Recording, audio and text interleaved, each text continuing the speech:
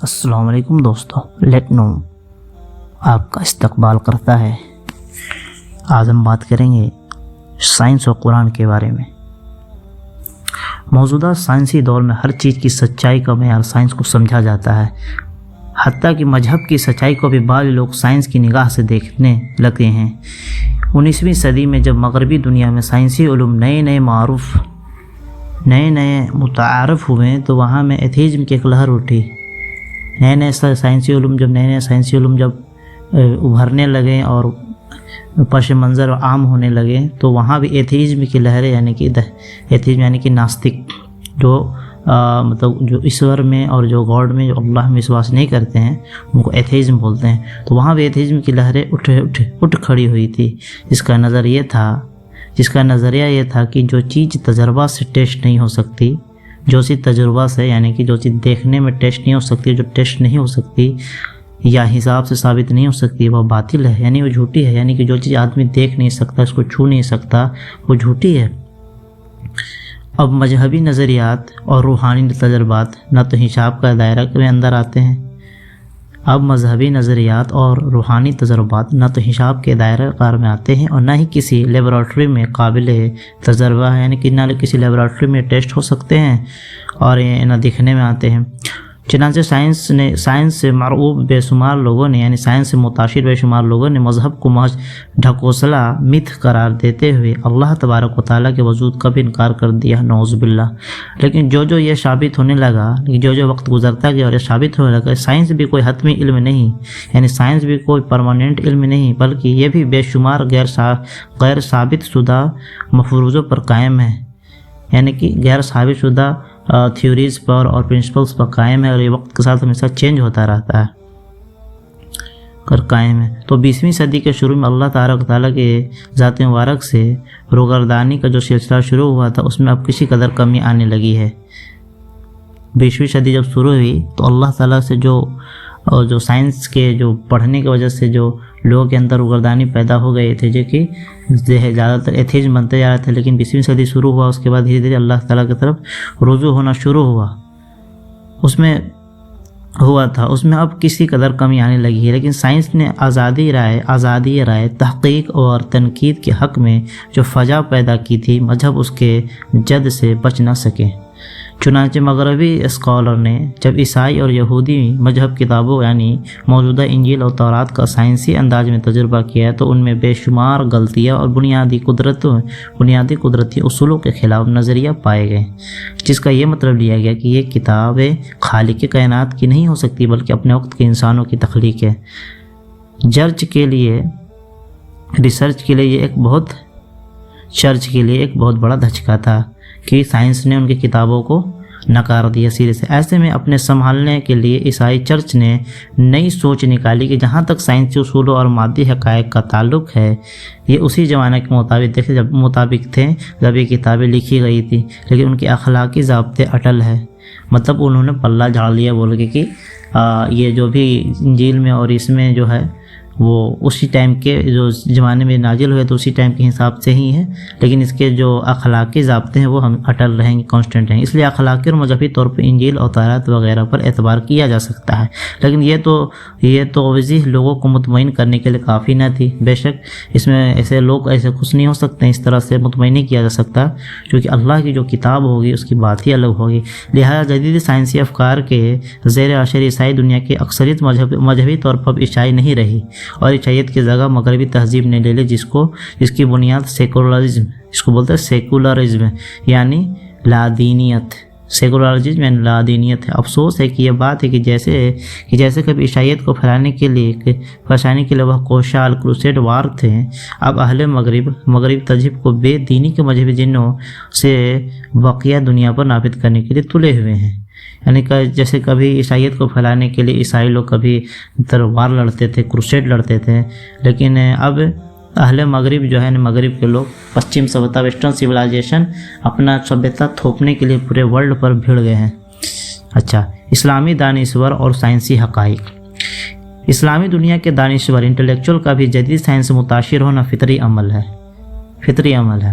ان میں اب दो ग्रुप बन गए हैं। कंजर्वेटिव ग्रुप जिसमें ज़्यादातर पुरानी तर्ज के उलमा है, तो वह तो साइंस के खिलाफ खुली नफ़रत का इजहार करते हैं और कुरान हकीम के मुतालिक हर किस्म के साइंसी तजुर्बा की खुली मुखालफत करते हैं। और उस ग्रुप के काबिल ज़िक्र शख्सियत सऊदी अरब के एक बहुत बड़े आलिम शेख बिन बाज साहब की थी, जिन्होंने जब इंसान के चांद पर पहुंचने का ऐलान हुआ तो उसको मानने से साफ इनकार कर दिया, बल्कि फतवा दिया कि उसका इकरार कुफ्र है। वो उलमा जो साइंसी हक़ाइक़ को मज़हब से दूर रखना चाहते हैं, उनका मौक़िफ़ ये है, यानी कि उनका मतलब वो उनका राय है ये है कि कुरान हकीम की हक़ानियत अपनी जगह मुसल्मा है, इसलिए उसके लिए किसी साइंसी शहादत की ज़रूरत नहीं। लिहाजा उनके नज़दीक कुरान पाक और साइंस का मौजू न सिर्फ ये कि फजूल बात है, बल्कि एक ख़तरनाक बिद्दत है। बिद्दत उसको बोलते हैं जब कुछ नई चीज़ निकाली जाए दीन में। बिद्दत है जिसमें मुसलमानों को हरगिज नहीं पढ़ना चाहिए। ये तकरीबन वही बात है जो 17वीं सदी के ईसाई पादरियों का मौक़िफ़ था। मसलन जब पहली दफ़ा साइंसदानों ने कहा कि ज़मीन अपनी तख्लीक में अरबों साल पुरानी है, तो इंग्लैंड के लॉर्ड बिस्प जो चर्च के पादरी होते हैं, न सिर्फ उस नज़रिया की पुरजोर मजम्मत की, यानी कि उसको पूरी तरह डिनाई कर दिया, कि बल्कि ये भी बताया कि ज़मीन की उम्र सिर्फ 6000 साल है। उससे पहले जब गैलीलियो ने कहा कि ज़मीन सूरज के गिर्द घूमती है, गैलीलियो एक साइंटिस्ट था, उसने कहा था कि ज़मीन सूरज के गिर्द घूमती है, तो चर्च ने उसे सजाए मौत सुना दी। लेकिन ज़िंदगी की भीख की खातिर बेचारे गैलीलियो ने माफ़ीनामा लिख कर दिया और अपने नज़रिया से तौबा की। लेकिन बाला आखिर साइंस जीत गई। चर्च की हार ईसाइयत की हार साबित हुई, जिसका नतीजा आजकल के मगरबी लादीनियत की शक्ल में सारी दुनिया में भुगत रही है, वेस्टर्नाइजेशन के रूप में। अब ये टुकड़ा इस्लामी दुनिया में शरी शुरू हो गया। अब ये टक्कर इस्लामी दुनिया में शुरू हुई है। देखना यह है कि जदीद ज़हन को पुरानी सोच के इस्लामी उलमा कैसे मुतमईन करते हैं। उन बुज़ुर्गों के बरक्स एक दूसरा गिरोह उन दानिश्वरों का है जो इस महफूज़ा पर काम कर रहा है, यानी इस टॉपिक पर काम कर रहा है कि जल्दी ही मुसलमानों को साइंसी तरफ से कुरान हकीम के बारे में वही चैलेंज पेश आएंगे जो 19वीं सदी में इंजील और तौरात को पेश आया था। लिहाजा लादीन सेकुलर दानिश्वर नुकादों का इंतज़ार किए बग़ैर, यानी कि जो सेकुलर का जो चैलेंज का इंतज़ार किए बगैर इस्लाम के उलमा आज जो खुद ही कुरान करीम पर साइंसी काम कर रहे हैं और दुनिया पर कुरान की साइंसी अज़मत वाज़ेह कर रहे हैं। उनके नज़रिया की बुनियादी है कि कुरान हकीम इंजील की तरह इंसानी तख्लीक नहीं, बल्कि ये बहु अल्लाह ताला का कलाम है। इसलिए उसमें कोई हकीकी साइंसी गलती हो ही नहीं सकती। बेशक हम लोग का ईमान है। लिहाजा मुसलमानों को साइंस से डरने की ज़रूरत नहीं। कुरान पाक झूठा साबित हो जाएगा। लिहाजा मुसलमानों को साइंस से डरने की ज़रूरत नहीं कि कुरान पाक झूठा साबित हो जाएगा, बल्कि सच तो ये है कि अगर साइंस का कोई मफरूज़ा कुरान हकीम से टकराता है तो वहाँ साइंस गलती पर होगी। ये कॉन्सेप्ट ये एक मान वाले के अंदर होना चाहिए कि हमारे नबी ने और हमारे अल्लाह ने और हमारे नबी ने जो कुछ बता दिया वही सच होगा। अगर साइंस टकराता है तो समझिए कि साइंस गलत है। ये एक स्केल आप मेज़र कर सकते हैं। तो साइंस अगर टकराता है उस कुरान से और हदीस से तो साइंस गलत है। साइंस वक्त के साथ सुधार करता आया है और ये ज़माना गवाह है उसका। डरने की ज़रूरत नहीं, बल्कि सच तो ये है कि अगर साइंस का कोई मफरूज़ा कुरान हकीम से टकराता है, यानी कोई चैलेंज कुरान से टकराता है, तो वहाँ साइंस गलती पर होगी। उनका ख्याल है कि साइंस और कुरान पाक के दरमियान मुआफ़क़त देकर मुशरिक हो या मगरिब हर जगह के अक्ल सलीम रखने वाले दानिश्वर उसे मुताशिर हुए बगैर नहीं रहेंगे। इसलिए उनके नज़दीक फ़ी ज़माना कुरान पाक पर साइंस के हवाले से रिसर्च इस्लाम की बहुत बड़ी खिदमत है, वक्त की अहम ज़रूरत। और आगे बढ़ते हैं। इसमें देखा जाए तो दोनों किस्म की इस्लामी दानिश्वर अपनी अपनी जगह ठीक है। इसमें से कोई शक नहीं कि किसी मुसलमान के लिए कुरान हकीम की हक़ानियत पर ईमान के लिए किसी साइंसी या गैर साइंसी शहादत की ज़रूरत नहीं, लेकिन कुरान पाक बजाते खुद ये चाहता है कि उसकी आयत पर खूब गौर फिक्र किया जाए। बल्कि तकरीबन एक चौथाई कलाम पाक तो इंसान की शहीफा फितरत पर गौरी ही दावत है। तो इंसान की شہیفہ فطرت پر غور کی ہی دعوت ہے، مطلب انسان کو اس پر آیت پر غور کرنے کے ہی بارے میں بار بار قرآن شریف تنقید کرتا ہے کہ غور فکر کرو، قرآن میں غور فکر کرو۔ ایسے فکر کا ہی دوسرا نام سائنس ہے، لہذا قرآن حکیم میں سائنسی غور و فکر اللہ تعالیٰ کے حکم کے وضع آوری اور ایک زبردست عبادت ہونا چاہیے، لیکن اس کا کام میں کم علمی یا بے صبری خطرناک ہو سکتی ہے، اس لیے یہ کام ایسے لوگوں کو کرنا چاہیے جو ایک خاص علمی مرتبہ رکھتے ہوں۔ ہاں، کوئی ہر کام نہ کرے یہ قرآن شریف اور سائنس کو کے اوپر ریسرچ کرے، جو کافی زیادہ نالج والا، سائنس کا کافی زیادہ فزکس کا نالج، بایولوجی کا نالج، جغرافیہ کا نالج، پورے ورلڈ کا نالج، قرآن کے حقائق کا نالج، حدیثوں کا نالج ہو، وہی یہ سب کام کرے۔ قرآن حکیم انہیں اولیاء الباب کا اعلیٰ خطاب دیتا ہے، یہ اللہ تعالیٰ سے ڈرنے والے، شہیفہ قدرت میں خوب غور کرنے والے، شہیفہ قدرت کے نظاروں میں، قدرت کے باریکیوں میں غور کرنے والے، سمجھدار حقیقت پسند مسلمان ہیں جو کسی دوسری عزم یا سائنس سے مرغوب نہیں، لیکن اس سے انکار بھی نہیں کرتے ہیں، سائنس کو انکار بھی نہیں کرتے۔ اچھا، اسلامی دنیا میں ایسے لوگوں کی بڑی کمی ہے، اس خلا کو پورا کرنے کے لیے کچھ ایسے بھی لوگ سامنے آئے ہیں جو بڑے پرجوش ہیں، لیکن ان کی قرآنی واقفیت اور سائنسی علم سطحی ہے۔ صاف ظاہر ہے کہ اس طرح کے جوسیلے، کم علم اور کم فہم لوگ اس نازک اور حساس موضوع کی کوئی صحیح خدمت نہیں کر سکتے، بلکہ الٹا بہت سی غلط فہمیوں کا باعث بن رہے ہیں۔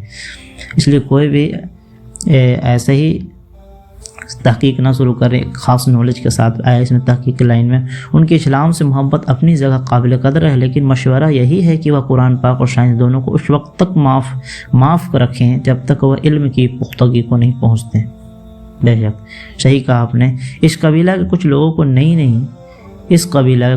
نئی تھیوریوں سے نکلنے کا بھی شوق ہوتا ہے، نکالنے کا بھی شوق ہوتا ہے۔ قرآن کریم کی غلط تعویلات سے بعض اوقات نئی دریافتوں کے دعوے بھی کر بیٹھے ہیں۔ مثلاً ایک صاحب نے حال ہی میں اپنی کتاب قرآن اور سائنس میں شمسی نظام کے 12ویں سیارے کے دریافت کا اعلان کیا ہے، بلکہ یہ تک کہہ دیا کہ عرش بری اسی سیارہ پر ہے۔ حالانکہ قرآن پاک کے مطابق اللہ تعالیٰ عرش پرے پر ضرور استنا ہے، مطلب اللہ تعالیٰ عرش پر ضرور ہیں، لیکن اللہ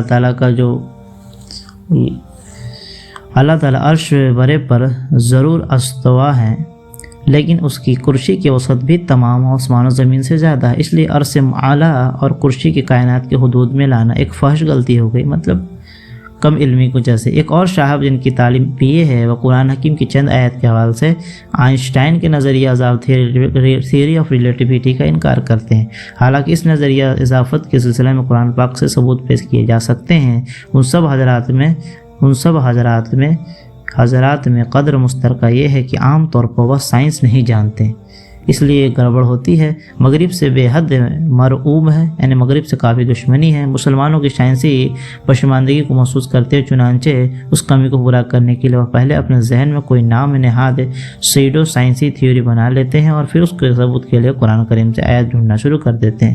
قرآن کریم کے حوالے سے اس طرح کا کام نہایت ہی خطرناک بات ہے۔ ایسا کام کرنے والوں کو اللہ تبارک و تعالیٰ سے ڈرنا چاہیے کہ جب لوگ ان کے بنائے ہوئے سائنسی تھیوریوں کو جھٹلائیں گے یا مذاق اڑائیں گے تو بے سوچے وہ قرآن کریم کو بھی جھٹلائیں گے۔ اس لیے قرآن حکیم کے حوالے سے جدید علوم ایک نازک مسئلہ ہے جس پر کام نہایت محتاط طریقے سے اولیاء الباب ہی کو زیب دیتا ہے۔ ایسے لوگوں کا کام جدید دور کے لیے بھی قابل قدر خدمت ہوگی۔ اس طرح سے یہ ایک باب ختم ہوا، تو اب نیکسٹ قرآن پاکستان ایک چیلنج، ایک سائنٹیفک معجزہ کتاب کے کچھ پارٹ اور پڑھے جائیں گے سائنس اور قرآن سے ریلیٹڈ۔ انشاءاللہ آپ کو پسند آیا ہوگا۔ اسی طرح سے میں طرح کی جتنے بھی